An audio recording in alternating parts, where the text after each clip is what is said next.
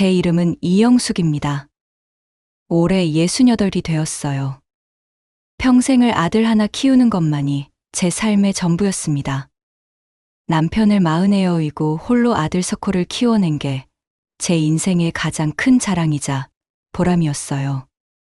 새벽 5시면 어김없이 눈을 뜨는 게 제 오랜 습관입니다. 남편이 살아있을 때부터 지금까지 변하지 않았어요. 어둠이 가장 짙은 시간, 세상이 아직 잠들어 있을 때 저는 조용히 일어나 하루를 시작합니다. 부엌에 들어서면 가장 먼저 하는 일이 쌀을 씻어 밥을 짓는 것이에요. 아들과 며느리, 그리고 손녀 서연이의 입맛을 다 맞춰야 하니 여간 신경 쓸 일이 아닙니다. 석호는 된장찌개를 좋아하고 현정이는 김치찌개를 선호해요.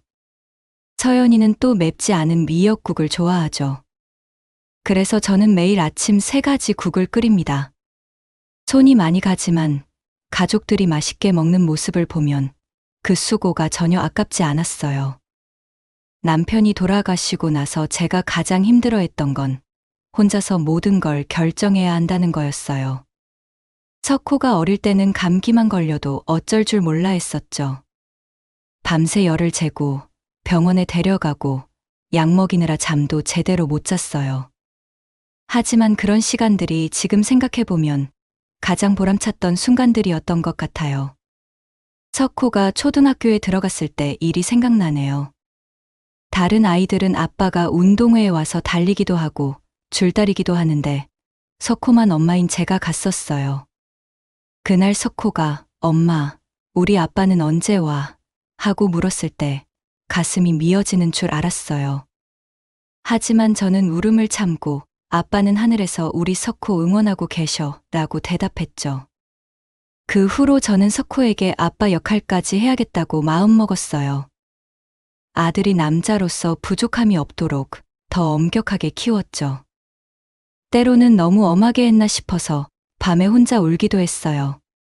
하지만 석호는 정말 훌륭하게 자라줬어요. 중학교 때는 공부도 잘했고 고등학교 때는 반장도 했어요. 대학교는 서울의 좋은 대학에 들어갔고 졸업 후에는 대기업에 취직했죠. 그 모든 순간순간이 제게는 너무나 소중한 기억들이에요. 석호가 대학교 2학년이었을 때 일인데 등록금이 많이 모자랐어요. 그때 저는 제가 하던 작은 가게를 정리하고 공장에서 야간 일을 시작했어요. 낮에는 집안일하고 밤에는 공장에서 일하고 정말 힘들었지만 아들 교육비를 위해서라면 뭐든지 할 수 있었어요. 석호는 그런 제 마음을 잘 알았어요. 대학교 4년 내내 장학금을 받으려고 정말 열심히 공부했고 아르바이트도 해서 용돈은 스스로 벌었어요. 방학 때는 집에 와서 제 일도 도와주고요. 그런 아들이 정말 기특하고 자랑스러웠어요. 석호가 좋은 직장에 취직하고 현정이라는 예쁜 신부를 맞아들였을 때는 정말 세상을 다 가진 기분이었습니다. 현정이는 첫인상부터 너무 착해 보였어요. 어머니, 제가 도와드릴게요. 어머니 덕분에 이렇게 편하게 살 수 있어서 정말 감사해요. 이런 말을 달고 살았거든요. 처음 현정이를 만났을 때가 생생해요. 석호가 엄마, 결혼하고 싶은 여자친구가 있어 라고 했을 때 제 가슴이 얼마나 두근거렸는지 몰라요. 설레기도 하고 한편으로는 아들을 빼앗기는 것 같아서 서운하기도 하고요. 하지만 현정이를 직접 만나보니까 정말 괜찮은 아이더라고요. 예의도 바르고 말씨도 고우고 무엇보다 석호를 진심으로 좋아하는 게 보였어요. 첫 만남에서 어머님, 석호 오빠를 잘 키워주셔서 감사해요.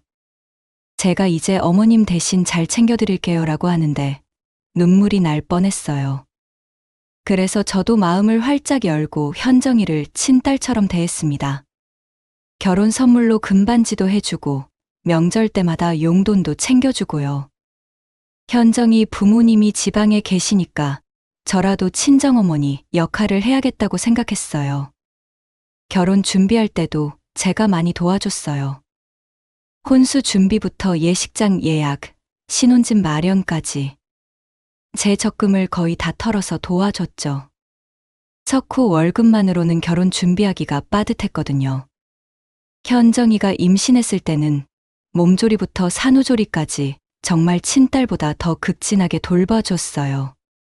입덧이 심할 때는 매일 현정이가 먹고 싶어하는 음식만 골라서 해줬고, 배가 불러서 불편할 때는 발 마사지까지 해줬어요.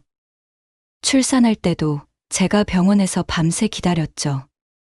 진통이 시작됐다고 연락받고 달려갔는데 진통이 너무 길어져서 수문의 시간을 병원에서 보냈어요.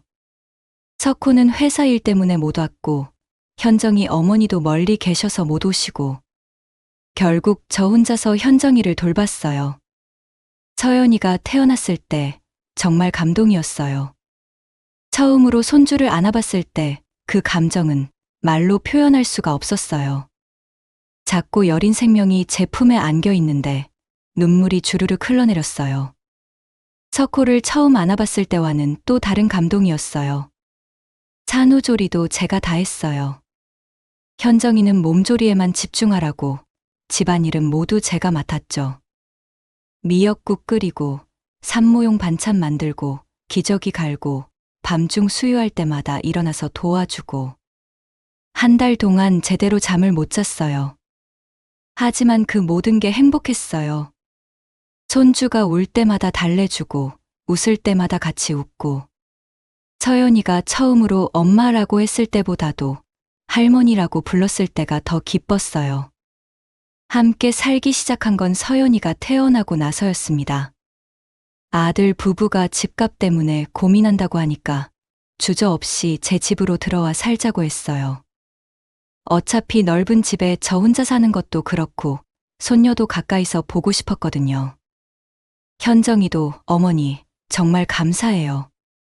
저희 같은 신혼부부한테 이런 배려를 해주시다니 하면서 정말 고마워했어요. 석호도 엄마 덕분에 우리가 돈도 많이 아끼고 서연이도 할머니랑 함께 잘할 수 있어서 너무 좋아요라고 했고요. 처음 1년은 정말 행복했습니다.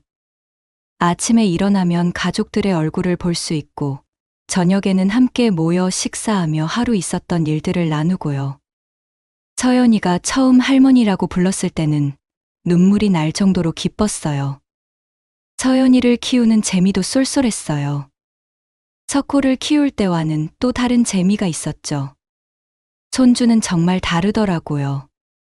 아들을 키울 때는 잘못 키우면 어떡하지 하는 부담감이 컸는데 손주는 그냥 사랑스럽기만 했어요. 서연이가 첫 돌을 맞았을 때 정말 성대하게 잔치를 열었어요. 친척들, 친구들 다 불러서 호텔에서 돌잔치를 했죠. 제가 비용을 다 댔어요.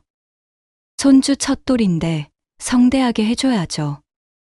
그때까지만 해도 모든 게 완벽했어요.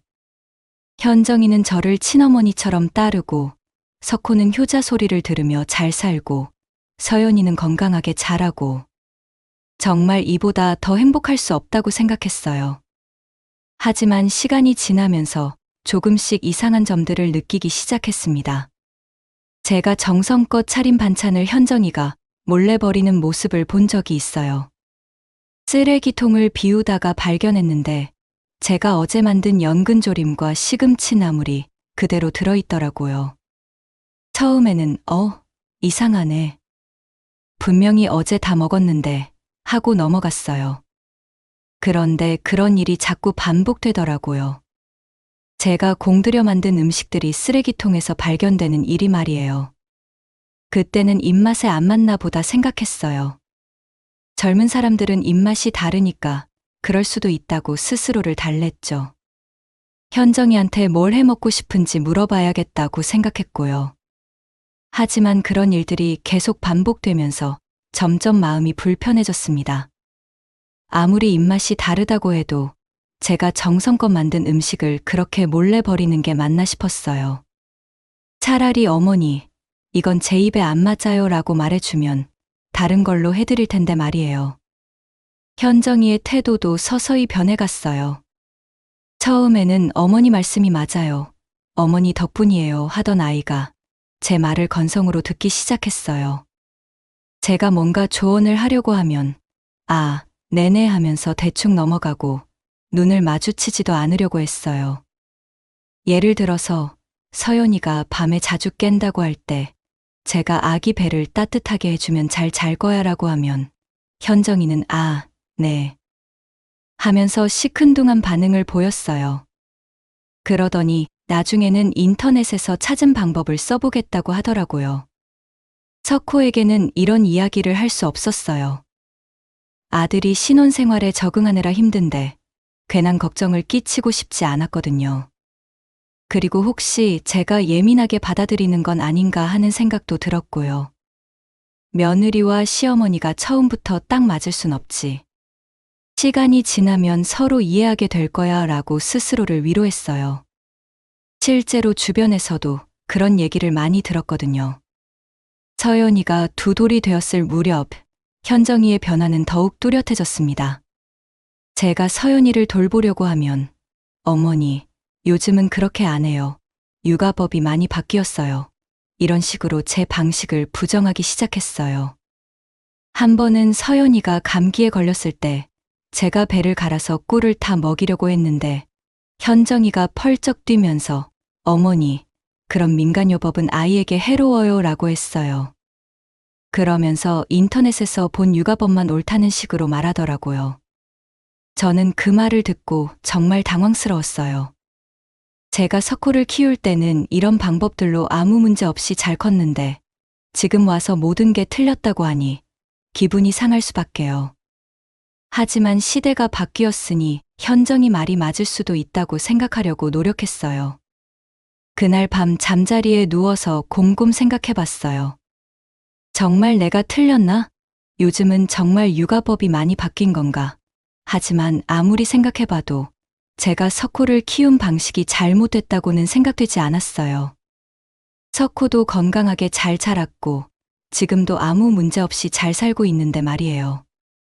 그런데 이런 일들이 점점 더 자주 일어나기 시작했습니다.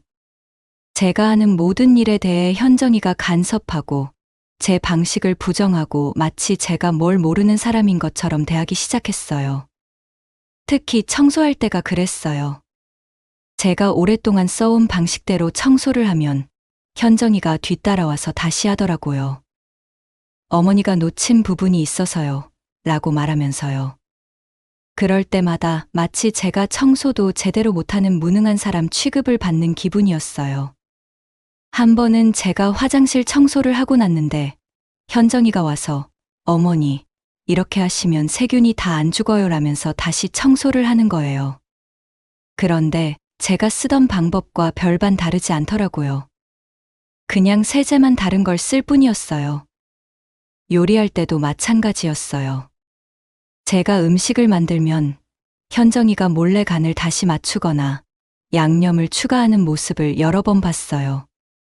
그리고 석호에게는 제가 간을 좀 맞췄어요 하면서 마치 자신이 요리를 완성한 것처럼 말하더라고요.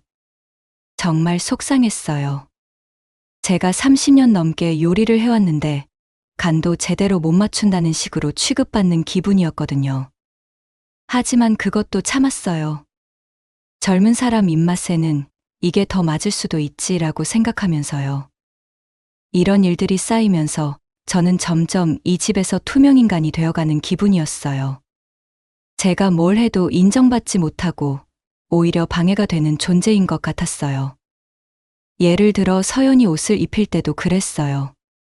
제가 오늘 날씨가 쌀쌀하니까 카디건 하나 더 입히자라고 하면 현정이는 어머니, 아이들은 어른보다 체온이 높아서 얇게 입혀야 해요라고 하면서 제 의견을 무시했어요. 그런데 막상 밖에 나가면 서연이가 추워서 칭얼거리는 거예요. 그럼 결국 카디건을 입히게 되는데 현정이는 그런 상황에서도 아이가 감정적으로 예민해서 그런 것 같아요 라고 하면서 자신이 틀렸다는 걸 인정하지 않았어요. 그래도 가족이니까 참았습니다. 며느리와 시어머니 사이에 이런 갈등은 어디서나 있는 일이라고 생각하며 스스로를 달랬어요. 시간이 지나면 서로 이해하게 될 거라고 믿었고요. 주변 친구들한테 하소연을 해봐도 다들 그런 거야. 며느리가 처음에는 다 그래. 시간이 지나면 나아져라고 하더라고요. 그래서 저도 조금만 더 참고 기다려보자고 생각했어요. 하지만 현정이의 태도는 나아지기는커녕 더욱 노골적이 되어갔습니다. 제 앞에서는 여전히 어머니 하면서 존댓말을 쓰지만 그 말투와 표정에서 진심을 찾아볼 수 없었어요. 마치 억지로 하는 연기 같았어요. 가장 속상했던 건 현정이가 친구들이나 친정 식구들과 통화할 때였어요. 그때는 목소리도 밝고 활기차게 웃으면서 얘기하는데 저한테 말할 때는 의무적으로 하는 것 같았어요. 석호는 이런 분위기를 전혀 눈치채지 못했어요. 아니, 눈치채지 못한 게 아니라 모른 척했을 수도 있어요. 남편으로서는 아내 편을 들어야 한다고 생각했을 수도 있고요. 한 번은 제가 석호에게 살짝 얘기해봤어요. 석호야, 현정이가 요즘 좀 피곤해 보이는데 내가 뭔가 도움이 안 되고 있나? 라고. 그랬더니 석호가 엄마 무슨 소리예요? 현정이가 엄마한테 얼마나 감사해요. 엄마 덕분에 우리가 얼마나 편한데요? 라고 하더라고요. 그 말을 들으니까 제가 괜히 예민하게 받아들이는 건가 싶었어요. 그래서 더 이상 석호한테는 이런 얘기를 하지 않기로 했어요. 어느 날 저녁, 석호가 회사에서 승진 소식을 가지고 왔어요. 정말 기뻤어요. 제가 평생 애지중지 키운 아들이 인정받는다는 게 얼마나 자랑스러운지 몰라요. 그날 밤 저는 석호가 좋아하는 갈비찜을 만들어서 작은 축하 자리를 마련했어요. 식사하면서 석호가 말했어요. 엄마 덕분에 여기까지 왔어요. 정말 고마워요. 그 말을 듣는 순간 그동안의 모든 서운함이 눈 녹듯 사라지는 기분이었어요. 역시 내 아들이야. 엄마의 마음을 알아주는구나 싶었죠. 그런데 현정이의 반응은 달랐어요. 당연히 어머니 덕분이죠. 라고 말은 했지만 그 표정에서는 전혀 다른 감정이 읽혔어요. 마치 그런 당연한 얘기를 뭘 그렇게 거창하게 하나 하는 식의 표정이었어요. 그날 밤 제가 설거지를 하고 있는데 현정이가 와서 어머니, 제가 할게요 하면서 설거지를 맡았어요. 고마운 마음에 현정아, 고맙다 했는데 현정이가 별 말씀요. 이 정도는 당연히 제가 해야죠 하면서도 표정이 영 시원치 않더라고요. 나중에 안 일이지만 그날 현정이가 석호에게 불평을 했다고 해요. 오빠 어머니가 자꾸 자기 덕분에 오빠가 성공했다고 하시는데 정말 부담스러워 이런 식으로요. 그때는 몰랐지만 현정이는 이미 그때부터 저에 대한 불만을 석호에게 털어놓고 있었던 것 같아요. 다만 석호가 저한테 직접적으로 얘기하지 않았을 뿐이었죠. 그 후로 집안 분위기가 더욱 어색해졌어요. 현정이는 제 앞에서는 여전히 예의 바르게 굴었지만 그 뒤에 숨겨진 감정은 점점 더 차가워져 갔어요. 현정이가 친구들과 만날 때 저도 가끔 따라가라고 하는 적이 있었는데 그럴 때 현정이의 태도를 보면 정말 다르더라고요. 친구들 앞에서는 우리 시어머니가 정말 좋으셔서 저희 많이 도와주세요 라고 하면서 웃는데 집에 돌아오면 또 차갑게 변하는 거예요. 그런 모습을 보면서 저는 점점 더 혼란스러워졌어요. 내가 뭘 잘못하고 있는 걸까? 현정이가 나를 싫어하는 건 아닐까? 이런 생각들이 자꾸 들었어요.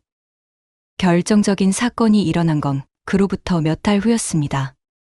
서연이가 감기 몸살로 갑자기 열이 오르면서 응급실에 가야 하는 상황이 생겼어요. 그날따라 현정이가 회사에서 중요한 회의가 있다고 해서 저와 석호가 함께 병원에 갔어요. 병원에서 몇 시간을 기다린 끝에 서연이가 안정을 찾았어요. 다행히 큰 문제는 없고 단순한 감기 몸살이라는 진단을 받았죠. 그런데 집에 돌아와 보니 현정이가 급한 회의 때문에 나간다면서 핸드폰을 깜빡하고 간 거예요. 서연이는 여전히 컨디션이 좋지 않아서 계속 칭얼거리고 있었어요. 저는 아이를 달래느라 정신이 없었죠. 그때 현정이 핸드폰에서 카카오톡 알림음이 계속 울렸어요. 처음에는 그냥 놔뒀는데 너무 자주 울려서 혹시 응급한 일인가 싶어 화면을 봤어요. 석호한테서 온 메시지들이었어요. 서연이 어때? 열 많이 나? 약은 먹였어. 이런 내용이었어요. 아빠로서 걱정하는 마음에 계속 연락하는 거구나 싶어서 현정이 대신 답장을 해주려고 했어요. 서연이 괜찮다. 약 먹이고 재우고 있다. 이런 식으로요. 그런데 카카오톡을 열어보는 순간 제 인생에서 가장 충격적인 장면을 목격하게 되었습니다. 현정이와 석호의 대화방에 제 이야기가 나와 있었어요.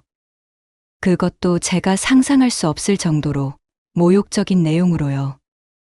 오빠, 우리 집에 있는 그 늙은 암소가 또 참견하려고 해. 그냥 참아. 어차피 오래 못 살 텐데 뭐. 빨리 요양원이라도 보내면 안 될까? 아직은 힘들어. 사람들이 뭐라고 하겠어. 제 눈을 의심했어요. 늙은 암소라고요? 제가 평생을 바쳐 키운 아들이 저를 그렇게 생각하고 있었다고요? 특히 석호가 어차피 오래 못 살 텐데 라고 한 말이 가장 충격적이었어요. 손이 떨려서 위로 올려보니 더 많은 대화들이 있었어요. 시어머니가 해주는 음식 정말 맛없어. 몰래 다 버리고 있어. 어머니 없으면 우리 얼마나 편할까? 빨리 독립하고 싶어 죽겠어. 시어머니가 서연이한테 자꾸 간섭해서 스트레스야. 맨날 옛날 방식만 고집하시고 정말 답답해. 친구들은 시어머니랑 떨어져 사는데 우리만 왜 이래? 솔직히 우리 결혼 생활에 어머니가 너무 끼어들어. 몇 달 동안 이런 식으로 저를 모욕하는 대화가 계속되어 있었어요. 제가 그들을 위해 정성스럽게 해드린 모든 것들이 그들에게는 그저 짐이고 부담일 뿐이었던 거죠. 더 충격적인 건 제가 모르는 사실들이 너무 많았다는 거예요. 어머니가 만든 반찬 또 버렸어. 정말 맛없어서 못 먹겠어. 어머니가 청소한다고 하시는데 제대로 안 돼서 내가 다시 해야 해. 어머니가 서연이 재울 때 자장가 부르시는데 아이가 오히려 더 깨. 요즘 어머니 건강이 안 좋으신 것 같은데 솔직히 큰 병 걸리시면 우리가 감당할 수 있을까? 어머니가 우리 사생활까지 너무 궁금해하셔. 정말 숨 막혀. 가장 가슴 아픈 건 석호가 현정이를 말리지 않고 오히려 맞장구를 쳐주고 있었다는 거예요. 제 건강까지도 자신들의 부담으로만 생각하고 있었어요. 엄마가 요즘 자꾸 옛날 얘기만 하시는데 듣기 싫어 죽겠어. 그냥 한 귀로 듣고 한 귀로 흘려. 오빠는 회사 가니까 모르지. 나는 하루 종일 어머니랑 있어야 해. 조금만 더 참자. 나중에 생각해보자. 언제까지 참아야 해. 내 인생도 소중하다고. 아, 나도 답답해. 하지만 지금은 어쩔 수 없어. 심지어 제가 정성껏 차려드린 생일상에 대한 얘기도 있었어요. 어머니가 오빠 생일에 그렇게 큰 상 차리실 필요 있었나? 너무 과하시는 것 같아. 엄마 나름대로 좋아서 하시는 건데. 좋아서 하시는 게 아니라 자기 존재감 어필하려고 하시는 것 같은데. 그런 식으로 생각하지 마. 오빠는 몰라. 어머니가 나한테 은근히 경쟁의식 있으셔. 제가 석호를 사랑하는 마음을 경쟁의식이라고 받아들이고 있었던 거예요. 제가 아들을 위해 무언가 해드릴 때마다 현정이는 그걸 자신의 영역 침범으로 생각했던 거죠. 더 읽어보니까 제가 선물한 것들에 대한 얘기도 나와 있었어요. 어머니가 또 서연이한테 옷 사오셨는데 솔직히 취향이 너무 달라. 그래도 좋은 마음에서 사오신 건데 좋은 마음인 건 알겠는데 미리 물어보시면 안 되나? 아이 옷은 내가 골라서 입히고 싶어. 다음에 말해봐. 말해봤자 소용없어.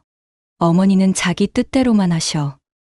제가 손녀를 예뻐하는 마음도 그들에게는 간섭으로 받아들여지고 있었던 거예요. 핸드폰을 들고 있는 손이 너무 떨려서 제대로 화면을 볼 수도 없었어요. 가슴이 답답하고 머리가 어지러웠어요. 이게 꿈인가 싶어서 눈을 감았다 떴다 해봤지만 현실이었어요. 서연이가 할머니 하면서 저를 부르는 소리가 들렸지만 저는 대답할 힘도 없었어요. 그 순간 제 평생이 한순간에 무너지는 기분이었어요.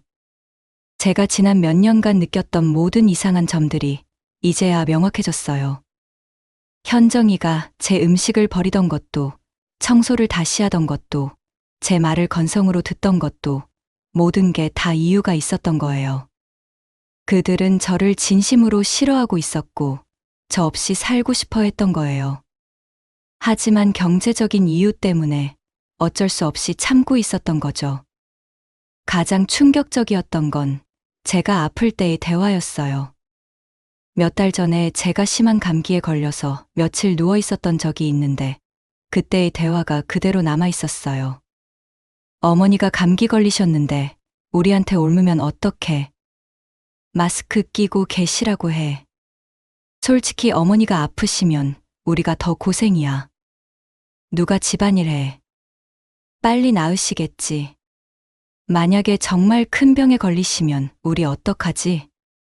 그때 가서 생각하자. 제가 아플 때조차 그들은 저를 걱정한 게 아니라 자신들의 불편함만 생각했던 거예요. 제가 회복되기를 바란 것도 저를 사랑해서가 아니라 집안일을 누가 할지 걱정돼서였던 거죠. 더 과거로 올라가니까 제가 전혀 몰랐던 일들도 많이 나와 있었어요. 어머니가 우리 방 앞에서 서성거리시는 것 같던데. 뭐 필요한 거 있으셨나 보지. 아니야. 그냥 우리가 뭐 하는지 궁금해서 그러시는 것 같아. 설마. 정말이야. 어제도 우리가 속삭이면서 얘기하니까 일부러 큰 소리로 기침하시더라. 제가 아들 부부의 사생활을 엿듣는다고 생각했던 거예요.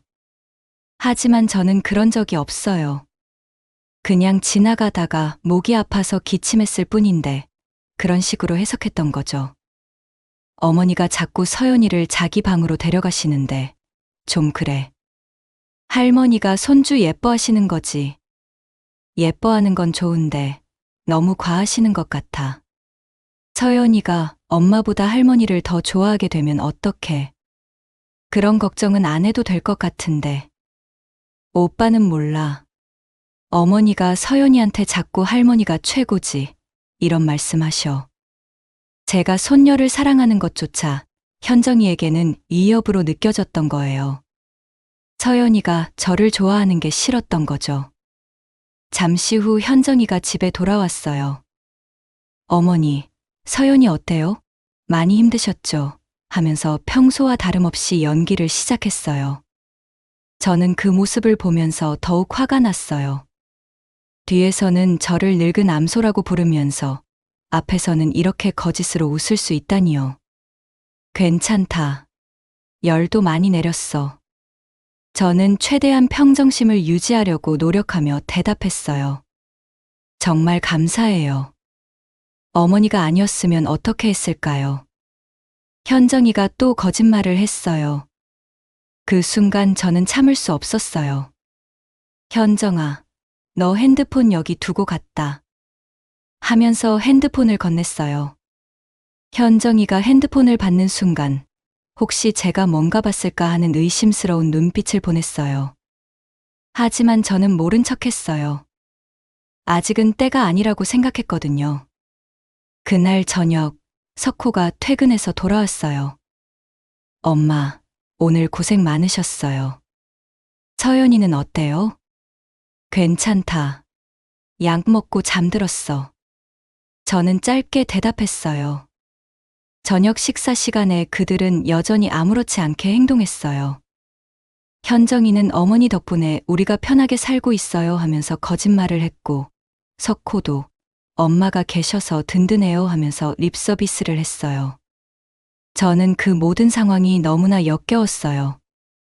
그들의 가면 뒤에 숨겨진 진짜 얼굴을 알고 나니까 더 이상 참을 수가 없었어요. 그 이후로 며칠 동안 저는 그들을 다른 시각으로 보게 되었어요. 평소에는 눈치채지 못했던 작은 행동들이 이제는 모두 다르게 보였어요. 현정이가 제게 어머니 고생하셨어요 라고 말할 때의 표정, 석호가 엄마 덕분이에요 라고 할 때의 어조, 서연이에게 할머니한테 인사해라고 할 때의 분위기까지 모든 게 가식적으로 느껴졌어요. 특히 현정이가 친구들과 통화할 때와 저한테 말할 때의 차이가 너무 극명했어요. 친구들과는 밝고 활기차게 웃으면서 얘기하는데 저한테는 의무적으로 대답하는 느낌이었어요. 또 하나 깨달은 건 그들이 제 앞에서 하는 대화도 대부분 연기였다는 거예요. 어머니 음식이 정말 맛있어요.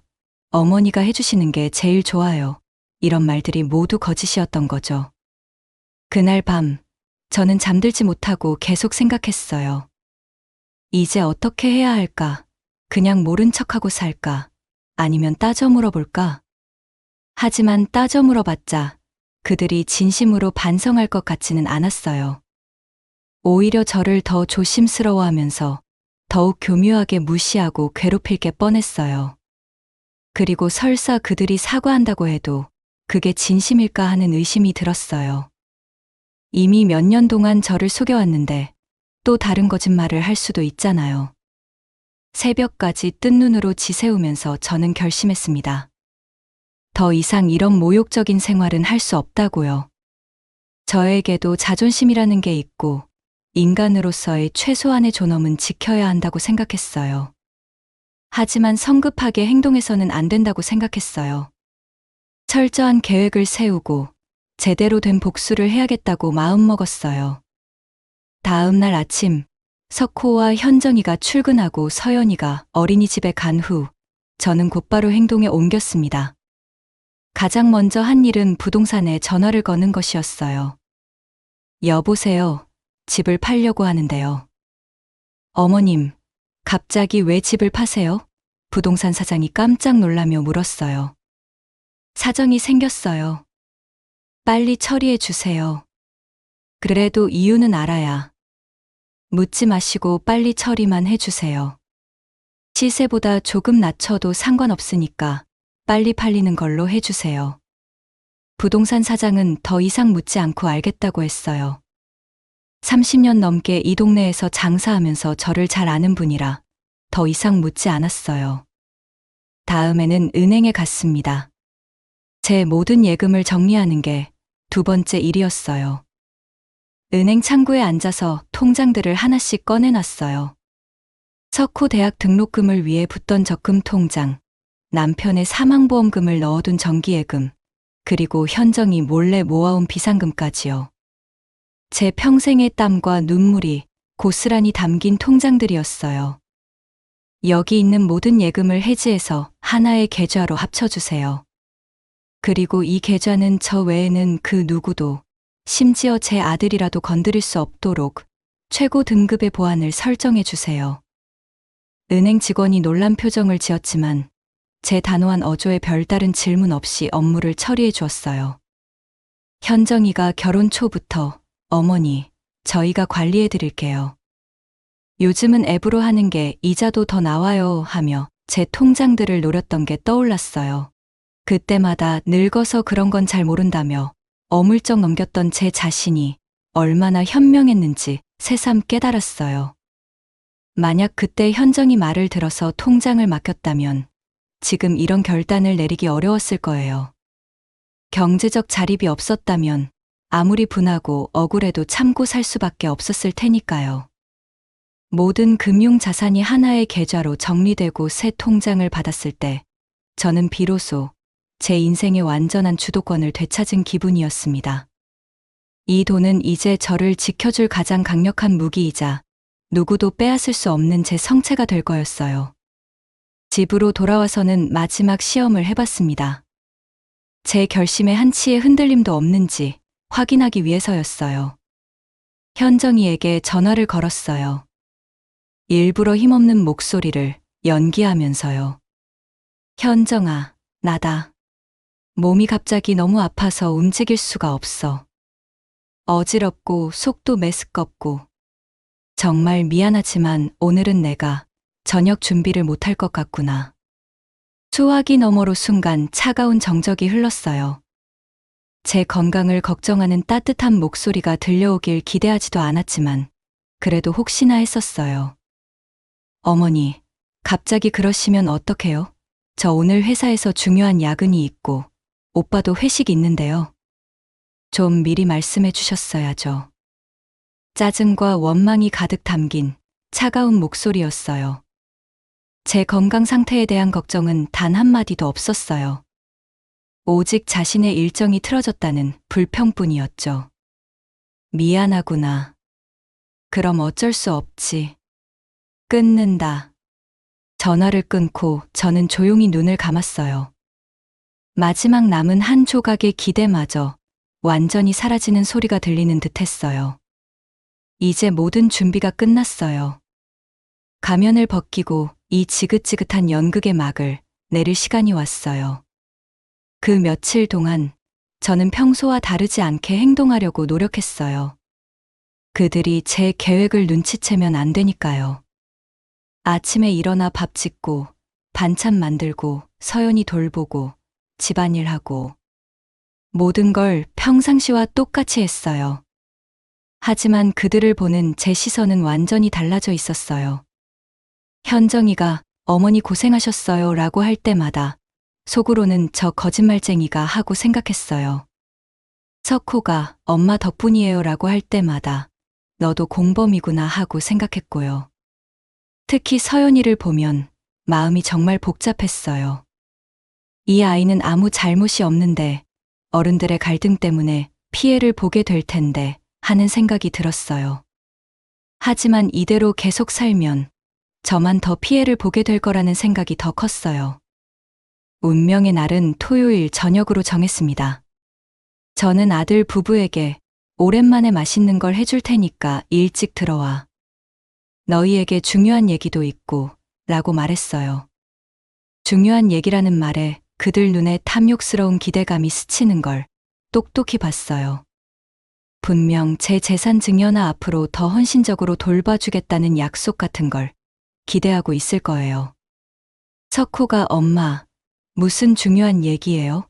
좋은 얘기죠? 라고 물었을 때 저는 의미심장한 미소를 지었어요. 들어보면 알게 될 거야. 현정이도 어머니, 설마 용돈 주시려는 거 아니에요? 정말 감사해요 라고 했는데 그 말을 들으니까 더욱 화가 났어요. 끝까지 저를 우습게 보고 있는 게 느껴졌거든요. 그날 아침부터 저는 시장을 나가 제 평생 요리 솜씨를 총동원해 상다리가 부러질 정도로 저녁상을 차렸어요. 최고급 한우로 만든 갈비찜, 오색찬란한 잡채, 각종 나물과 직접 부친 전까지. 마치 누군가의 생일잔치나 명절 같았어요. 이 모든 음식을 준비하면서 저는 지난 수십 년간 차렸던 수천 번의 밥상들을 떠올렸어요. 그 밥상에 담았던 제 사랑과 정성이 어떻게 철저히 배신당했는지 생각하니 더 이상 슬프지 않았어요. 대신 차가운 분노가 칼날 같은 결심으로 변해갔어요. 장을 보러 갔을 때 정육점 사장님이 어머니, 오늘 무슨 좋은 일 있어요? 고기를 이렇게 많이 사시네라고 하더라고요. 저는 네, 정말 특별한 날이에요 라고 대답했어요. 거짓말은 아니었어요. 정말로 특별한 날이니까요. 야채 가게에서도 반찬 가게에서도 평소보다 훨씬 많이 샀어요. 마지막이니까 정말 푸짐하게 차려주고 싶었어요. 그들이 제 음식을 먹을 수 있는 마지막 기회니까요. 집에 와서 요리를 하는 동안 현정이가 어머니, 무슨 일이세요? 이렇게 많이 준비하시고 라고 물었어요. 저는 오늘은 정말 특별한 날이니까 제대로 해주려고 라고 대답했어요. 현정이는 혹시 석호 오빠 승진 소식 들으셨어요? 라고 했는데 저는 그것보다 훨씬 더 중요한 일이야 라고 했어요. 현정이가 궁금해하는 표정을 보면서도 저는 그냥 미소만 지었어요. 곧 알게 될 테니까요.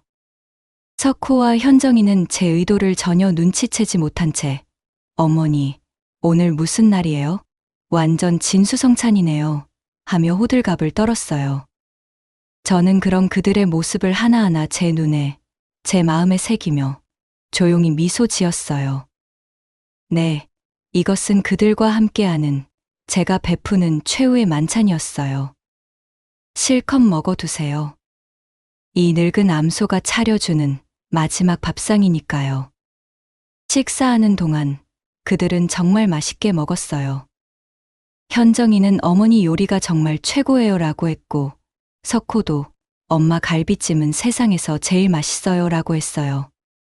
그 말들을 들으면서 저는 속으로 웃었어요. 지금까지는 맛없다고 몰래 버리면서 오늘은 왜 이렇게 맛있다고 하지? 서연이도 평소보다 많이 먹었어요. 아이는 정말 순수해서 할머니가 정성껏 만든 음식이라는 걸 본능적으로 아는 것 같았어요. 할머니, 맛있어요 라고 하는 서연이를 보니까 마음이 아렸어요. 이 아이만큼은 정말 미안했거든요.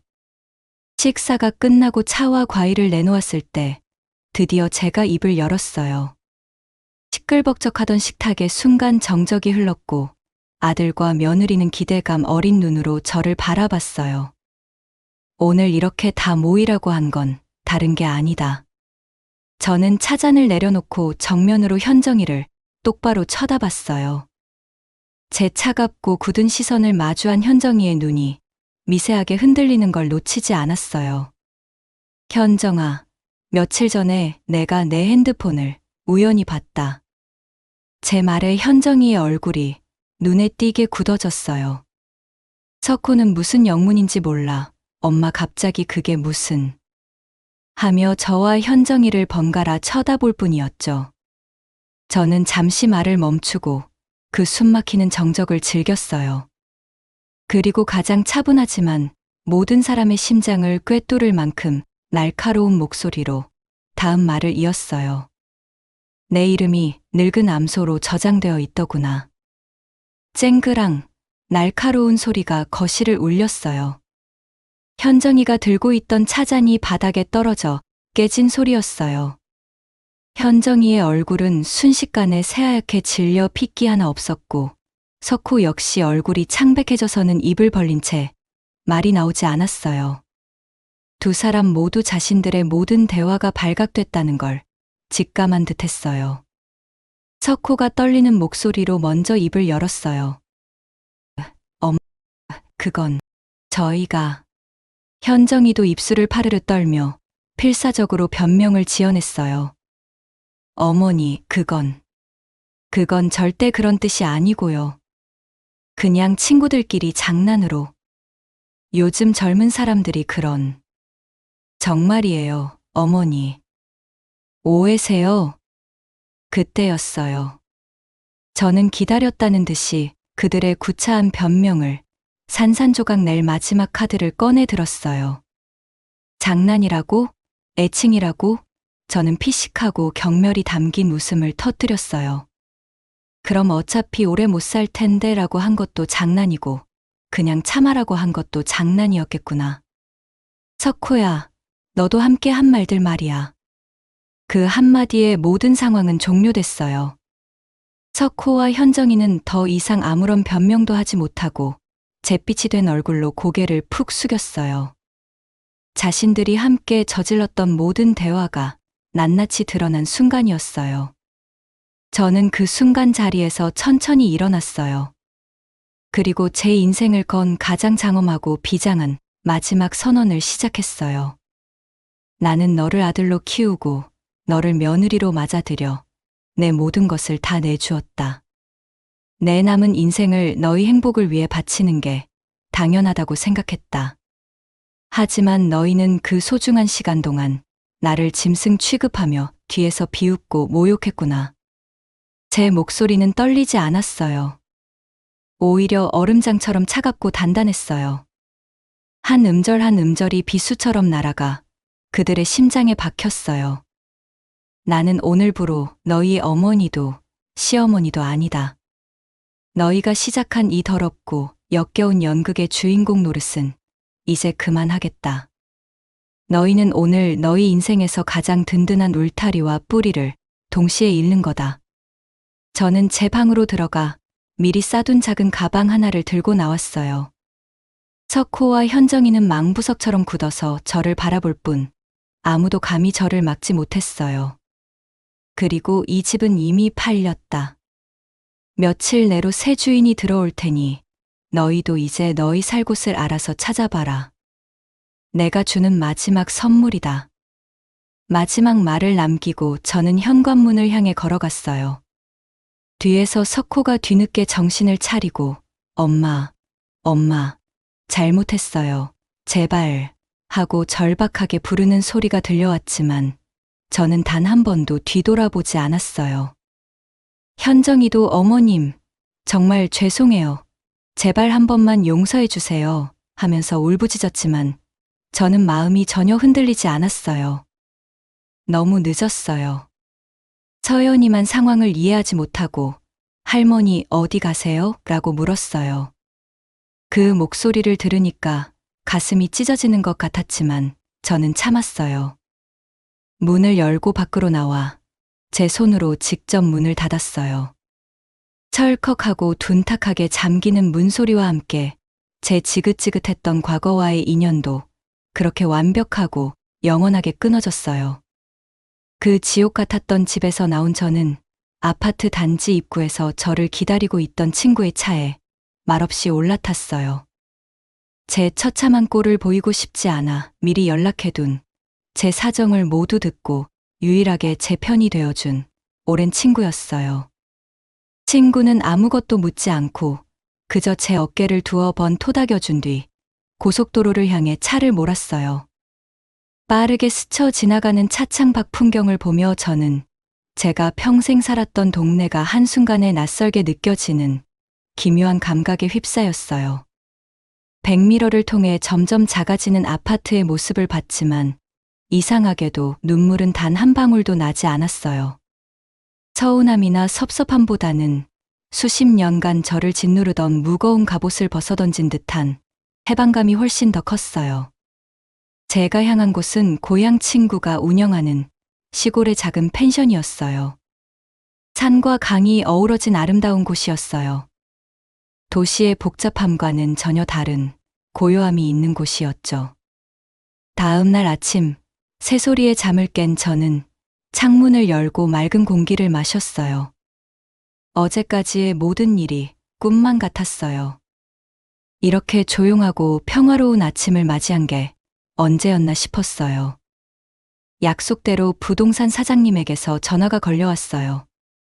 제가 내놓은 집을 사겠다는 사람이 나타났는데 자금 사정이 넉넉한 사업가라서 제가 제시한 가격을 모두 받아들이고 계약을 서두르고 싶다는 내용이었어요. 마치 하늘이 제 새로운 출발을 돕는 것만 같았어요. 저는 그 길로 서울로 올라가 조금의 망설임도 없이 일사천리로 매매 계약서에 도장을 찍었어요. 제 평생이 담긴 집의 소유권이 타인에게 넘어가는 순간 저는 제 손으로 직접 과거의 족쇄를 끊어냈다는 사실에 깊은 만족감을 느꼈어요. 계약금을 제 통장으로 송금받은 뒤 저는 곧장 이사업체에 연락해 남은 짐을 모두 처분해달라고 요청했어요. 석호의 낡은 앨범들, 가족사진들, 그들이 쓰던 값비싼 가구들까지 제 기억 속에서 지워버리고 싶은 모든 것들을요.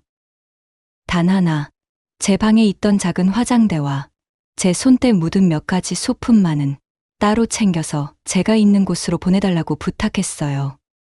그 화장대는 시집 올 때 친정어머니가 해주신 제 인생의 유일한 개인 재산이었거든요. 그 무렵 석호와 현정이는 그야말로 패닉 상태에 빠져 있었다고 해요. 친구를 통해 전해 듣기로 그들은 제가 잠시 화나서 집을 나갔을 뿐 며칠만 지나면 손녀가 보고 싶어서라도 돌아올 거라고 안일하게 믿고 있었다고 해요. 하지만 며칠이 지나도 제가 모든 연락을 차단한 채 나타나지 않고 급기야 법원에서 보낸 등기우편과 함께 부동산에서 집이 팔렸으니 이사 준비를 하라는 공식적인 통보를 받고 나서야 사태의 심각성을 깨달았다고 합니다. 그들은 제게 수백 통의 전화와 용서를 구하는 장문의 문자를 보냈지만 저는 이미 그들의 번호를 모두 차단한 뒤였어요. 그들의 절규는 더 이상 제게 닿을 수 없었어요. 이사를 마무리하던 날, 저는 마지막으로 그 집에 들렀어요. 제 화장대를 챙기기 위해서였어요. 집안은 그야말로 폭풍이 휩쓸고 간 듯했어요. 그들이 급하게 짐을 싸서 나간 듯 여기저기 옷가지와 잡동사니들이 널려 있었어요. 식탁 위에는 제가 마지막으로 차렸던 저녁 식사의 그릇들이 곰팡이가 핀 채 그대로 놓여 있었어요. 그 처참한 광경을 보니 그들이 얼마나 경황이 없었는지, 그리고 얼마나 저희 노동을 당연하게 여겨왔는지 다시금 깨닫게 되어 허탈한 웃음이 나왔어요. 저는 그 어떤 감정도 느끼지 않으려 했으며 제 집만 챙겨 조용히, 그리고 영원히 그 집을 떠났어요. 시골 펜션에서의 생활은 생각보다 훨씬 평화로웠어요. 친구와 함께 작은 텃밭도 가꾸고 동네 할머니들과 어울려 놀기도 했어요. 무엇보다 누구 눈치 보지 않고 제가 하고 싶은 대로 살 수 있다는 게 좋았어요. 아침에 일어나서 창문을 열면 맑은 공기와 새소리가 저를 반겨줬어요. 하루 종일 제가 원하는 대로 시간을 보낼 수 있었어요. 책을 읽고 싶으면 읽고, 산책하고 싶으면 산책하고, 낮잠을 자고 싶으면 자고요. 펜션 일도 도와드렸어요. 손님들 방 청소하고, 조식 준비하고, 화단 정리하는 일들이었는데 전혀 힘들지 않았어요. 오히려 누군가에게 인정받는 일을 한다는 게 기분 좋았어요. 특히 손님들이 청소가 정말 깨끗하게 되어 있네요. 조식이 정말 맛있어요. 이런 말씀을 해주실 때면 마음이 뿌듯했어요. 제가 하는 일이 정말로 도움이 되고 있다는 걸 느낄 수 있었거든요. 3개월 정도 지났을 무렵 석호가 찾아왔어요. 많이 야위어 있었어요. 제가 떠난 후 그들의 삶이 얼마나 힘들었는지 한눈에 알 수 있었어요. 엄마, 정말 죄송해요. 제가 정말 잘못했어요. 돌아와 주세요. 하지만 저는 고개를 저었어요. 늦었다. 나는 이제 내 인생을 살고 있어. 너도 내 인생을 살아라. 석호는 한참을 울면서 제 발치에 무릎을 꿇고 빌었지만 저는 마음을 바꾸지 않았어요. 그는 자신이 얼마나 잘못했는지 어머니 없이는 아무것도 할 수 없다는 걸 깨달았다고 했어요. 하지만 너무 늦었어요. 엄마, 현정이랑 매일 싸워요. 서로 상대방 탓만 해요. 집안은 엉망이고 서연이는 할머니만 찾고 정말 지옥 같아요. 석호의 말을 들으니까 그들의 진짜 속마음을 알 수 있었어요. 결국 저를 그리워하는 게 아니라 저희 노동력을 그리워하는 거였어요. 청소하고 요리하고 아이 돌봐주던 저희 서비스 말이에요. 그 후로 석호는 몇 번 더 찾아왔지만 저는 돌아가지 않았어요. 가끔 서연이를 데리고 와서 할머니가 보고 싶다고 해요라고 했지만 저는 마음을 굳게 먹었어요. 불쌍하지만 어쩔 수 없었어요. 6개월 후 충격적인 소식을 들었어요. 현정이와 석호가 이혼했다는 거였어요. 집을 잃고 경제적으로 어려워지면서 서로를 탓하다가 결국 파경에 이른 거였죠. 서연이 양육권은 현정이가 가져갔다고 하더군요. 그 소식을 들었을 때 저는 복잡한 기분이었어요. 기쁘지도 슬프지도 않았어요. 그저 자신들이 뿌린 씨앗을 자신들이 거두는 거라고 생각했어요. 현정이는 혼자서 서연이를 키우면서 생활고에 시달리고 있다고 했어요. 서연이는 자꾸만 할머니를 찾는다고 하고요. 하지만 저는 더 이상 그들의 일에 관심이 없었어요. 석호는 혼자 작은 원룸에서 살면서 술만 마신다고 했어요. 회사에서도 업무에 집중하지 못해서 승진은커녕 경고까지 받았다고 하더군요. 제가 없으니까 생활 자체가 불가능했던 거예요. 1년이 지났을 무렵 저는 정말 놀라운 소식을 들었어요. 석호가 새로운 여자분을 만나 재혼한다는 거였어요. 그 여자분은 석호보다 5살 많은 간호사였는데 아이들을 정말 좋아하고 인품도 훌륭하다고 했어요. 무엇보다 그분은 저에게 먼저 인사를 하고 싶다고 하더군요. 어머님 허락 없이는 석호 씨와 결혼할 수 없다고 말이에요. 저는 그 진심에 마음이 움직였어요. 그래서 저는 그분을 만나보기로 했어요.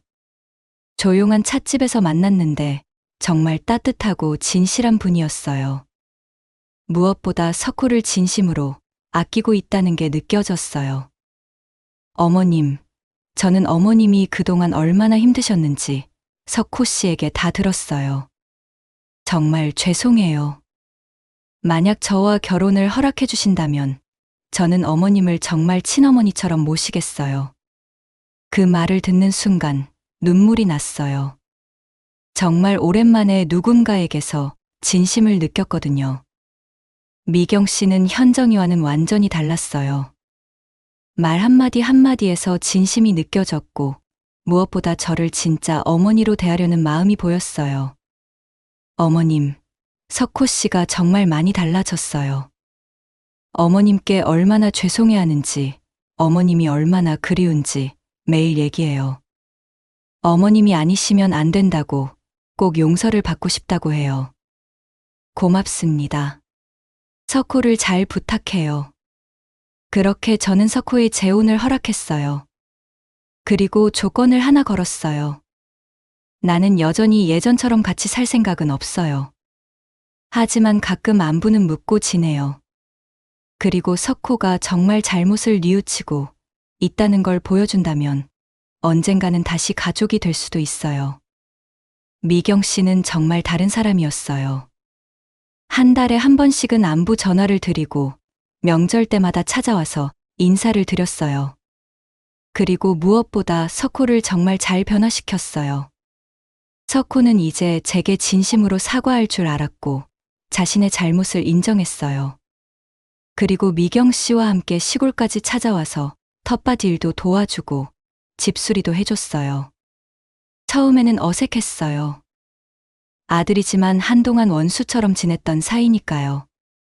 하지만 석호가 정말 달라진 걸 보면서 조금씩 마음이 풀렸어요. 엄마, 정말 죄송해요. 제가 얼마나 나쁜 놈이었는지 이제야 깨달았어요. 미경이를 만나면서 진짜 가족이 뭔지 알게 됐어요. 석호는 미경 씨에게서 진짜 사랑이 뭔지 배웠다고 했어요. 서로 존중하고 배려하는 관계 말이에요. 현정이와는 서로 이용만 하는 관계였다고 이제 와서야 깨달았다고 했어요. 미경 씨도 정말 좋은 사람이었어요. 저를 친어머니처럼 대해주고 제 말씀을 소중하게 들어주고 무엇보다 제 마음을 헤아려 주었어요. 어머님, 제가 어머님 자리를 차지하는 게 아니에요. 어머님은 어머님이시고 저는 그냥 석호를 사랑하는 여자일 뿐이에요. 어머님의 자리는 아무도 대신할 수 없어요. 그런 말을 들으니까 마음이 따뜻해졌어요. 현정이는 항상 저와 경쟁하려고 했는데 미경 씨는 저를 인정하고 존중해 주니까 함께 있는 게 편했어요. 2년이 지난 지금 저는 정말 행복해요. 그때 그 모욕적인 상황에서 벗어나지 않았다면 아마 지금도 늙은 암소 취급을 받으며 살고 있었을 거예요. 때로는 용기 있는 결단이 필요한 법이에요. 현정이는 서연이를 키우면서 혼자 사는 어려움을 뼈저리게 느꼈다고 해요. 이제야 시어머니가 얼마나 소중한 존재였는지 깨달았다고 하지만 이미 늦었죠.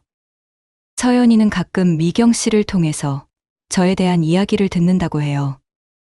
할머니는 시골에 사신다고요. 언젠가 서연이가 조금 더 크면 다시 만날 날이 올지도 모르겠어요. 지난달에는 석호와 미경 씨 사이에 아이가 생겼다는 소식을 들었어요. 저에게는 새로운 손주가 되는 거죠. 이번에는 정말 사랑받는 할머니가 되어보고 싶어요. 미경 씨가 임신 소식을 알려왔을 때 저는 정말 기뻤어요. 이번에는 처음부터 제대로 된 관계에서 손주를 맞이할 수 있게 됐으니까요. 어머님, 저희 아이도 어머님 손주예요. 정말 잘 부탁드려요. 미경 씨의 말을 들으니까 마음이 뭉클했어요. 현정이는 임신했을 때도 저희 아이라고 말했는데 미경 씨는 저희 아이도 어머님 손주라고 하니까 얼마나 다른지 느껴졌어요. 미경 씨는 임신 중에도 자주 안부를 물어왔어요. 입덧이 심할 때는 제가 만든 매실차를 가져다 드렸고, 배가 불러와서 힘들 때는 시골로 와서 쉬어가기도 했어요. 어머님, 제가 어머님 댁에 오면 마음이 편해져요. 정말 친정집 같아요. 그런 말을 들으니까 제가 진짜 어머니가 된 기분이었어요. 현정이와는 몇 년을 함께 살아도 이런 마음이 들지 않았는데, 미경 씨와는 몇 번 만나지 않았는데도 진짜 모녀 같은 느낌이 들었어요. 석호도 정말 많이 달라졌어요. 예전에는 제 앞에서도 현정이 편만 들었는데, 이제는 미경 씨와 제가 대화할 때 중간에서 잘 조율해주고 무엇보다 저를 정말 존중해 주었어요. 엄마, 미경이가 어머니를 정말 좋아해요. 자기 친어머니보다 더 편하다고 해요. 정말 감사해요. 석호가 그런 말을 할 때 저는 현정이와의 시간들을 되돌아보았어요. 그때는 왜 그렇게 힘들었을까? 왜 서로 이해하지 못했을까 하는 생각이 들었어요. 결국 마음의 문제였던 것 같아요. 현정이는 처음부터 저를 경쟁 상대로 봤고, 저 역시 며느리에게 무언가를 바라고 기대했던 게 문제였던 것 같아요. 하지만 미경 씨와는 서로 존중하는 마음으로 시작해서 자연스럽게 가족이 될 수 있었어요. 미경 씨가 출산할 때 저도 병원에 갔어요.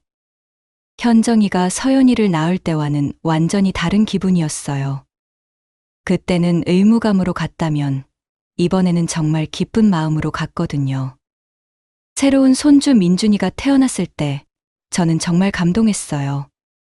작고 소중한 생명이 우리 가족에게 온 거라는 생각에 눈물이 났어요. 미경 씨는 출산 후에도 저를 정말 잘 대해줬어요. 산후조리할 때도 어머님이 해주시는 미역국이 제일 맛있어요. 어머님 덕분에 잘 회복하고 있어요. 이런 말을 진심으로 해줬어요. 특히 기억에 남는 건 미경 씨가 산후조리 중에 제게 한 말이에요. 어머님, 제가 지금 이렇게 편하게 쉴 수 있는 건 모두 어머님 덕분이에요. 어머님이 석호를 이렇게 훌륭하게 키워주셨기 때문에 제가 이런 좋은 남편을 만날 수 있었어요. 정말 감사해요. 그 말을 들으니까 제가 석호를 키운 모든 시간들이 보상받는 기분이었어요. 현정이는 한 번도 그런 말을 해준 적이 없었거든요. 민준이는 정말 순하고 예쁜 아이였어요. 서연이를 키울 때는 항상 현정이 눈치를 봐야 했는데 민준이는 마음껏 예뻐할 수 있어서 좋았어요. 미경 씨도 제가 민준이를 돌보는 걸 좋아했어요. 어머님이 돌봐주시면 저도 안심이에요. 역시 경험이 있으신 어머님이 최고예요. 이런 말을 하면서 제 육아 방식을 존중해줬어요. 현정이와는 정반대였어요. 현정이는 제가 서연이한테 뭔가 해주려고 하면 항상 제지했는데 미경 씨는 오히려 제가 더 많이 해주길 바랐어요. 3년이 지난 지금 저희는 정말 화목한 가족이 되었어요. 석호와 미경 씨는 서울에서 살고 저는 시골에서 살지만 한 달에 한 번씩은 만나서 함께 시간을 보내요. 민준이도 이제 말을 제법 하는데 저를 할미라고 부르면서 정말 잘 따라요. 제가 시골에서 기른 채소를 가져다 주면 할미가 키운 거예요 하면서 좋아해요. 미경 씨는 지금도 저를 진짜 어머니처럼 대해주고 있어요. 명절 때마다 찾아와서 인사드리고 제 생신 때도 케이크를 사가지고 와서 축하해주고요. 특히 올해 제 칠순 생신 때는 정말 감동적이었어요. 미경 씨가 민준이와 함께 손편지를 써서 가져왔거든요. 어머님 덕분에 저희가 이렇게 행복하게 살고 있어요. 어머님이 계셔서 우리 가족이 완성되는 것 같아요. 앞으로도 오래오래 건강하셔서 저희와 함께 해주세요. 그 편지를 읽으면서 저는 정말 많이 울었어요. 이런 게 진짜 가족이구나 하는 생각이 들었어요. 민준이도 할머니 생신을 맞아서 유치원에서 그림을 그려왔어요. 할머니와 할아버지, 아빠와 엄마, 그리고 자기가 손을 잡고 있는 그림이었는데 정말 예뻤어요. 현정이와 서연이 소식도 가끔 들어요. 현정이는 여전히 혼자서 서연이를 키우고 있는데 많이 힘들어한다고 해요. 서연이도 이제 초등학생이 되었는데 가끔 할머니 보고 싶다고 한다는 소식을 들었어요. 솔직히 서연이는 아직도 보고 싶어요. 제가 직접 키운 첫 번째 손주니까요. 하지만 현정이와 다시 엮이고 싶지는 않아요. 한번 배신당한 상처는 쉽게 치유되지 않거든요. 다만 서연이가 성인이 되면 그때는 만날 수도 있을 것 같아요. 아이에게는 죄가 없으니까요. 현정이를 통하지 않고 서연이와 직접 만날 수 있게 되면 좋겠어요. 석호는 이제 완전히 다른 사람이 되었어요. 예전에는 현정이 눈치만 보는 남편이었는데 이제는 진짜 가정의 가장 역할을 하고 있어요. 미경 씨를 잘 챙기고 민준이를 잘 키우고 저한테도 효도하고요. 엄마, 제가 그때 얼마나 바보였는지 몰라요. 정말 소중한 걸 잃을 뻔했어요. 다시는 그런 실수 안 할게요. 석호가 그런 말을 할 때마다 저는 마음이 뿌듯해요. 제 아들이 진짜 어른이 된 것 같아서요. 미경 씨 덕분에 석호도 달라졌고 저도 진짜 어머니가 될 수 있었어요. 사람은 정말 만나는 사람에 따라 달라지는 것 같아요. 현정이와 함께 있을 때는 저도 모르게 경계하고 방어하게 되었는데 미경 씨와는 자연스럽게 마음을 열게 되어요. 그게 바로 진심의 차이인 것 같아요. 요즘 저는 정말 행복한 일상을 보내고 있어요. 아침에 일어나면 텃밭에 나가서 채소들을 돌보고 오후에는 동네 할머니들과 함께 수다를 떨고 저녁에는 책을 읽거나 TV를 봐요. 일주일에 2번 정도는 펜션 일을 도와드리는데 이것도 재미있어요. 손님들이 청소가 정말 깨끗해요. 음식이 맛있어요 하고 칭찬해 주시면 기분이 좋아요. 무엇보다 제가 하는 모든 일이 누군가에게 도움이 되고 있다는 걸 느낄 수 있어서 좋아요. 현정이와 함께 살 때는 제가 뭘 해도 인정받지 못한다는 기분이었는데 지금은 제가 하는 모든 일이 의미 있다고 생각해요. 가끔 예전 일들을 되돌아보면 정말 험난한 시간들이었던 것 같아요.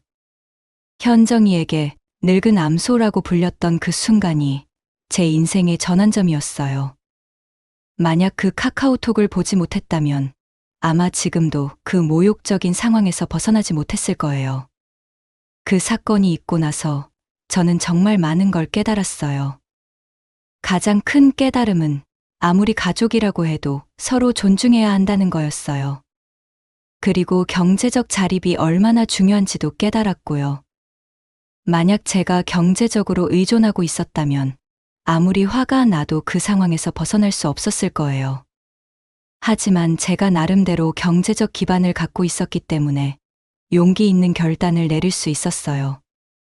그래서 지금도 젊은 분들에게 항상 말씀드려요.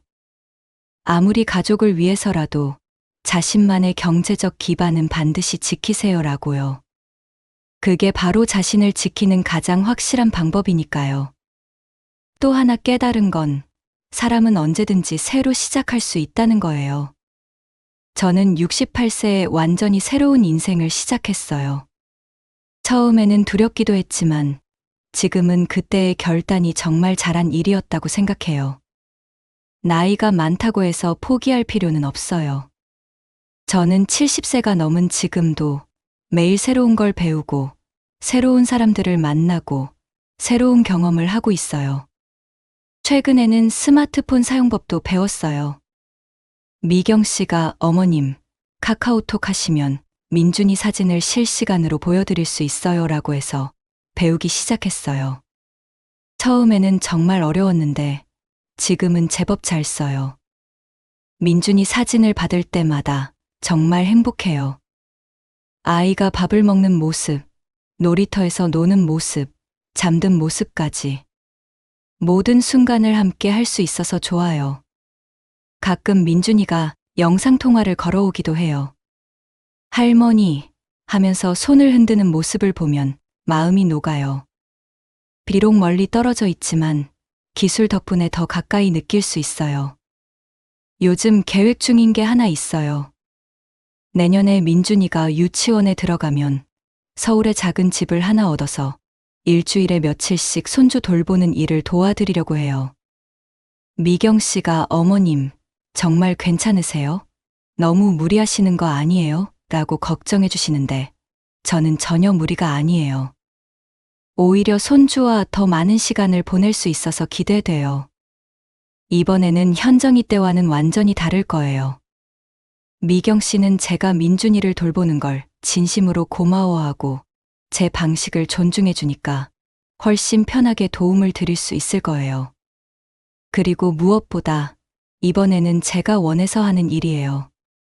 현정이 때는 의무감으로 했다면 이번에는 정말 기쁜 마음으로 할 수 있어요.